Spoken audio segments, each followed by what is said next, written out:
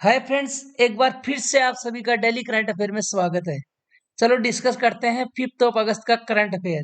First question is, हाल ही में भारत के chief justice N V Ramana ने अगले सीजीआई के लिए किसके नाम की सिफारिश की है? Justice U Lalit. किनके नाम की सिफारिश की है? जस्टिस यू ललित के नाम की सिफारिश की है। किसके लिए? अगले सीजीआई के लिए। ठीक है फ्रेंड्स, किसने की है? वर्तमान chief justice N V Ramana ने।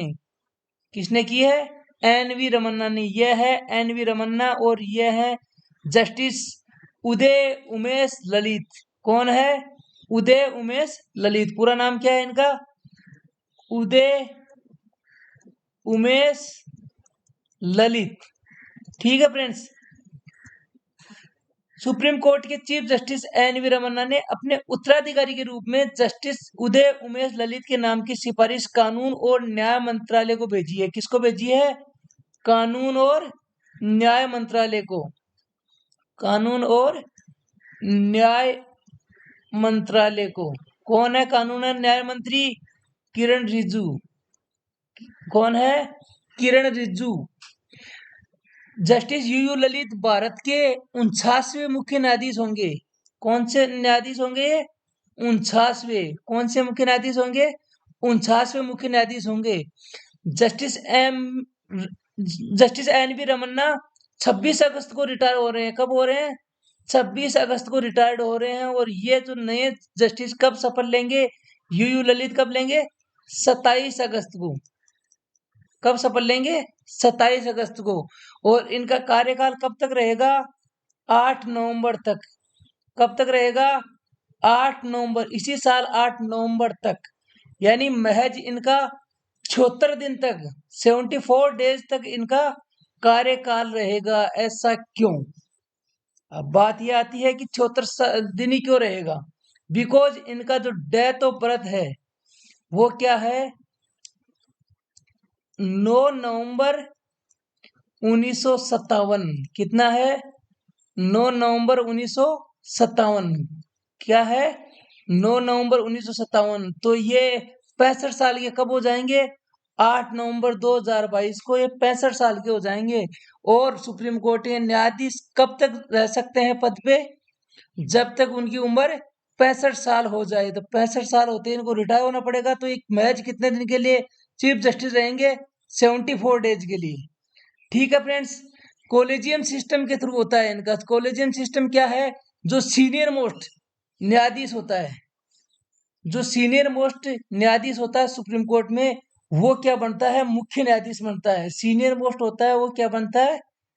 मुख्य न्यायाधीश बनता है। ठीक है फ्रेंड्स, इससे पहले ये जो पद्धति है 1950 से लेके 1973 तक ऐसा ही चल रहा था। 1950 से लेके 1973 तक ऐसा ही चल रहा था कि जो सीनियर मोस्ट होता था सुप्रीम कोर्ट में वो क्या बनता था? मुख्य न्यायाधीश बनता था। लेकिन इंदिरा गांधी के काल में इसका हनन हुआ था। इंदिरा गांधी ने क्या किया था? ए एन रे को ए एन रे को क्या कर दिया था? 3 वरिष्ठ न्यायाधीशों के ऊपर भारत का मुख्य न्यायाधीश बना दिया गया था, सीजीआई बना दिया गया था।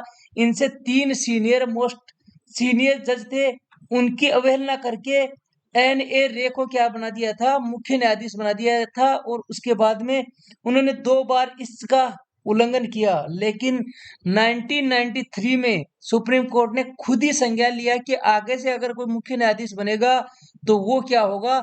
सिर्फ और सिर्फ सीनियर मोस्ट जो न्यायाधीश होगा वो ही क्या बनेगा? चीफ जस्टिस ऑफ इंडिया बनेगा। ठीक है फ्रेंड्स, तो कोलेजियम पद्धति भी आपको समझ में आ गई होगी। नेक्स्ट क्वेश्चन इज, हाल ही में किस राज्य ने चिराग योजना शुरू की है? हरियाणा राज्य ने। कौन सी योजना? चिराग योजना। कौन सी योजना? चिराग योजना। किसने की है? हरियाणा ने। ठीक है फ्रेंड्स, चिराग क्या है? देखो, चिराग को आप लिखोगे तो CHEERAG लिखोगे। इसका मतलब क्या हुआ? Chief minister. Chief minister equal education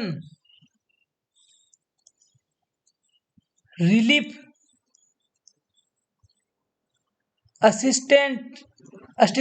assistance and grant. Full form क्या होती है चिराग की? Chief minister equal education relief assistance and grant. ठीक है फ्रेंड्स, तो चिराग योजना किस राज्य ने शुरू की है? हरियाणा राज्य ने। चिराग योजना के तहत मान्यता प्राप्त निजी स्कूलों में उन विद्यार्थियों का दाखिला किया जाएगा जो आर्थिक रूप से कमजोर हैं। अभिभावकों की या उनके अभिभावकों की जो आय है वो क्या है? 1,80,000 या इससे भी कम है। उन्हीं विद्यार्थियों को इस योजना का फायदा मिलेगा। किनका? जिनके जो अभिभावक है, जिनके माता पिता है, उनकी आय है 1,80,000 से कम। कितनी? 1,80,000 से कम है जिनकी आय, उनके बच्चों को इस जो योजना है इसका फायदा मिलेगा। इस योजना के तहत कक्षा दूसरी से लेके 5वीं तक, कक्षा 2 से लेके 5 तक कितने रुपए मिलेंगे? 700 रुपए। कक्षा 6 से 8 तक 900 रुपए। और कक्षा 9 से 12वीं तक क्या मिलेंगे? 1100 रुपए प्रति माह फीस सरकार क्या करेगी? जो प्राइवेट स्कूल है उनको देगी। अब इससे क्या फायदा है कि जो बच्चे जिनके माता पिता की आय, जिनके अभिभावकों की आय 1,80,000 से कम है, उनको जो मैंने ये बताई क्लास के हिसाब से 700, 900, 1100 रुपए सरकार क्या करेगी? मान्यता प्राप्त जो प्राइवेट स्कूल है उनको इनकी फीस के रूप में देगी, ताकि ये जो गरीब बच्चे हैं प्राइवेट स्कूलों में पढ़ सके। हरियाणा सरकार की इस चिराग योजना का अध्यापक संगठन विरोध कर रहे हैं। क्यों? क्योंकि वो कह रहे हैं कि इस योजना से अब सरकारी स्कूलें क्या हो जाएंगी? खत्म हो जाएगी। भाई बात भी इनकी सही है। कैसे? अब बच्चे सरकारी स्कूल में क्यों पढ़ेंगे? जो गरीब बच्चे हैं वो कहाँ जाएंगे? प्राइवेट स्कूल में। क्यों? क्यों? सरकार क्या दे रही है? पैसे दे रही है। देखो, 2 से 5 वाले को 700 रुपए दे रही है, 6 से 8 वाले को 900 रुपए दे रही है, और 9 से 12वीं क्लास वाले को 1100 रुपए प्रति माह स्कूल में फीस जमा कराएगी सरकार इन बच्चों की ओर से। ठीक है, तो ये बच्चे कहाँ पढ़ेंगे? प्राइवेट स्कूल में। तो इसलिए सरकारी स्कूलों में स्ट्रेंथ कम हो जाएगी। इसलिए अध्यापक लोग क्या कर रहे हैं? सरकारी टीचर क्या कर रहे हैं? इसका विरोध कर रहे हैं। नेक्स्ट क्वेश्चन इज 3 अगस्त 2022 को भारत के कितने स्थलों को रामसर सूची में शामिल किया गया है? किस सूची में शामिल किया गया है? रामसर सूची में। ठीक है फ्रेंड्स, किस सूची में? रामसर सूची में। कितने स्थलों को? 10 स्थलों को। अब रामसर स्थल क्या होते हैं? रामसर स्थल मतलब वेटलैंड, आर्द्र भूमि। देखो ये जो देख रहे हैं ना पानी वाले क्षेत्र, ये सब क्या है? रामसर स्थल में आते हैं। ठीक है, यानी जो नम भूमि है, आर्द्र भूमि है, और इंग्लिश में कहोगे तो वेटलैंड्स किस में आते हैं? रामसर स्थलों में आते हैं। इस सूची में भारत के 10 नए रामसर स्थलों को शामिल किया गया है, यानी वेटलैंड्स को शामिल किया है, जिनमें तमिलनाडु के हैं कितने हैं? 6। तमिलनाडु के इसमें कितने हैं? 6 हैं। गोवा के, और गोवा, कर्नाटका, मध्य प्रदेश और उड़ीसा के एक ही स्थान है। तमिलनाडु के कितने हैं? 6। गोवा, कर्नाटक,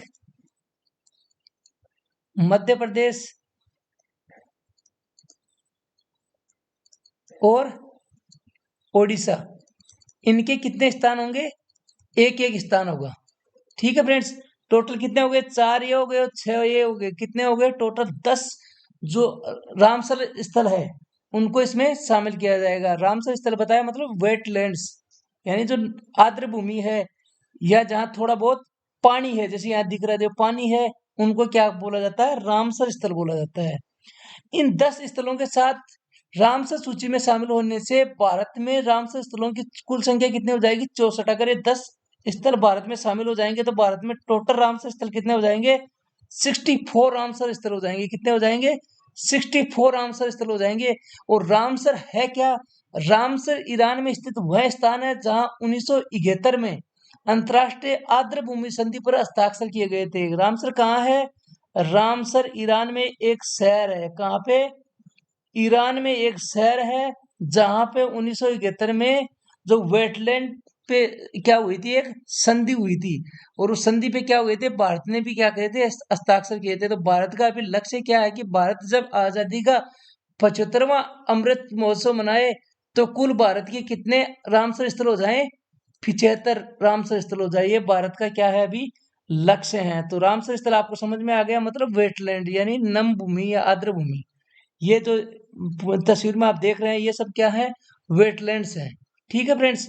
रामसर क्या है? रामसर एक ईरान में एक शहर है जिसमें 1971 में एक संधि हुई थी, और उस संधि में क्या है, आर्द्रभूमि संधि बोला गया था। उसमें काफी देशों ने क्या किए थे, हस्ताक्षर किए थे। तो अभी भारत में कितने रामसर स्थल हो जाएंगे? 64। नेक्स्ट क्वेश्चन इज 1 अगस्त से 30 सितंबर 2022 तक किस राज्य में ऑपरेशन मुक्ति अभियान चलाया जा रहा है? क्या? ऑपरेशन मुक्ति अभियान। कौन सा अभियान चलाया जा रहा है? ऑपरेशन मुक्ति अभियान। ठीक है फ्रेंड्स। कहाँ पे? उत्तराखंड में। ये आप देख पा रहे हैं ना, बच्चों को एक गिफ्ट दे रहे हैं।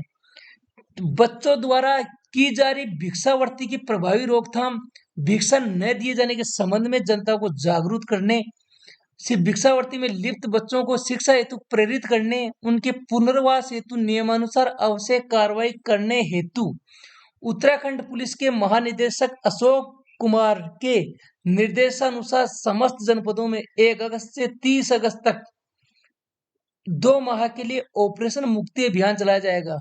किनके द्वारा? ये है क्या है? पुलिस महानिदेशक कौन है? अशोक कुमार। क्या नाम है इनका? अशोक कुमार। कहाँ के हैं ये? उत्तराखंड के। कहाँ के हैं? उत्तराखंड के पुलिस महानिदेशक अशोक कुमार। इन्होंने क्या कहा है कि भाई बच्चों को आप जो भिक्षा दे रहे हो ना, वो देना क्या करें, आप बंद करें। बच्चों को भिक्षा की जरूरत नहीं है। किस चीज की जरूरत है? शिक्षा की जरूरत है। या इनको रहने के लिए जगह दें, इनको शिक्षा प्रोवाइड करवाएं, भिक्षा नहीं। भिक्षा से ये पूरी जिंदगी भर भिक्षा ही मांगते रहेंगे। अगर आप इनको एक शिक्षा प्रोवाइड कर दोगे तो ये भिक्षा नहीं मांगने की जरूरत नहीं पड़ेगी इनको, क्योंकि शिक्षा से बड़ा कोई भी साधन नहीं है। शिक्षा जिसके पास है वो सब कुछ आसानी से प्राप्त कर सकता है। वो अपना पेट भी भर सकता है। अगर उसके पास एजुकेशन है, उसे भीख मांगने की जरूरत नहीं पड़ेगी। तो इन्होंने बोला है कि शिक्षा नहीं, भिक्षा नहीं शिक्षा। क्या बोला है? भिक्षा नहीं शिक्षा। तो इस अभियान का जो थीम है वो क्या है? भिक्षा नहीं, भिक्षा नहीं शिक्षा दे। क्या दे? शिक्षा दे। तो ये बहुत अच्छा काम किया इन्होंने, पुलिस महानिदेशक अशोक कुमार जी ने, कि ये बच्चों को, ये कि बच्चों को आप ऐसे कहो कि उनको या तो शिक्षा प्रोवाइड करवाए या उनको रहने की व्यवस्था दे, ताकि वो भिक्षावृत्ति में लिप्त न रहे। जनता को जागरूक कर रहे हैं कि आप भिक्षा मत दीजिए। उनको क्या करें, अगर आपसे हो सके तो उनको किसी एजुकेशन इंस्टीट्यूट में दाखिला करवाएं, ताकि वो एक अच्छी शिक्षा प्राप्त कर सके, ताकि उन्हें आगे भीख मांगने की जरूरत ना पड़े। तो ये बहुत अच्छा कदम है इनका।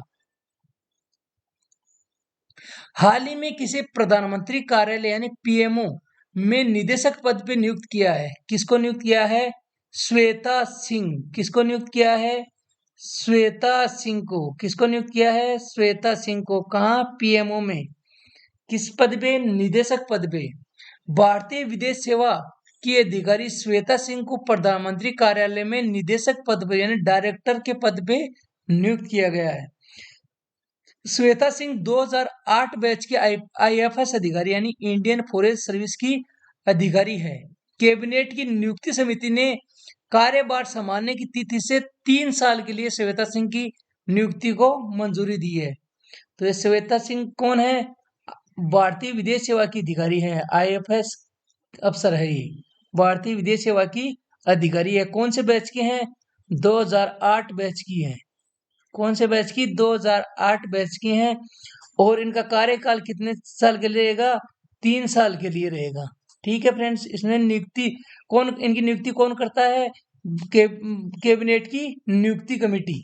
ठीक है फ्रेंड्स, यानी कैबिनेट की नियुक्ति समिति। तो फ्रेंड्स आज की क्लास में बस इतना ही। अगर क्लास आपको अच्छी लगे तो प्लीज लाइक और शेयर जरूर करें। अब थैंक्स फॉर वॉचिंग।